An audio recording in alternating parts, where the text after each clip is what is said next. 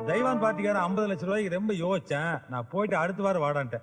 45 lakhs கூட முடிச்சிருங்க மாமா. 5 லட்சம் 10 லட்சம் மேல நம்மளுக்கு ஒரு பெரிய பிரச்சனையா? நம்மளுக்கு பையர்ஸையும் ஹாப்பி பண்ணி ஆகணும், கஸ்டமர்ஸையும் ஹாப்பி பண்ணி ஆகணும். பிசினஸ் ரெண்டு தனியா பேசுறீங்களா? சாரி மாப்ள.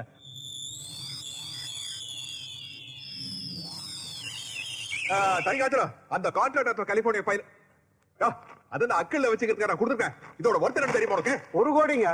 யோ 20 தடவை சொல்லியா? 20 கோடி ரூபா. ஆடா ஐயா, அதை விடுங்க மாமா.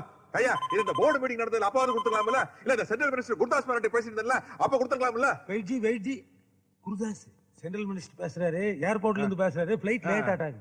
ஹலோ ஹலோ ஹாஜி, I will come next week. Next week பதவி okay okay, I will think. யோ என்ன அடுத்த வாரம் அவன் பதவியே போயிருன்னு சொல்றான். இதுதே டக்கு டக்குன்னு வேலையை முடிக்கணும்னு சொல்றது. பேப்பரை கொடுத்தோன்னு வாங்கிருந்தியா?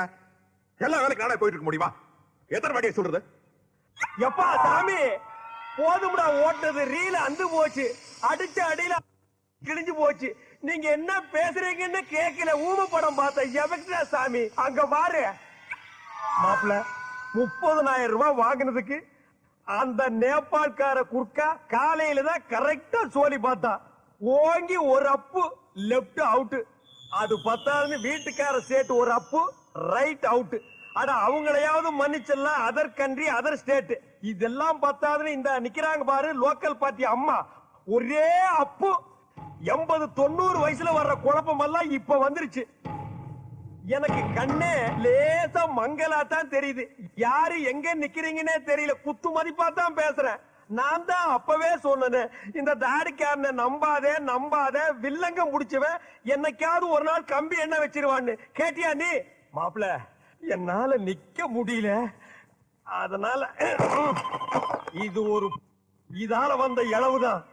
அம்மா அப்படி ஒரு ஓரமா படுத்திருந்துட்டு விடிய காலையில யாருக்கும் தெரியாம பஸ்ஸ புடிச்சு நான் ஓடி போயிடுறேமா.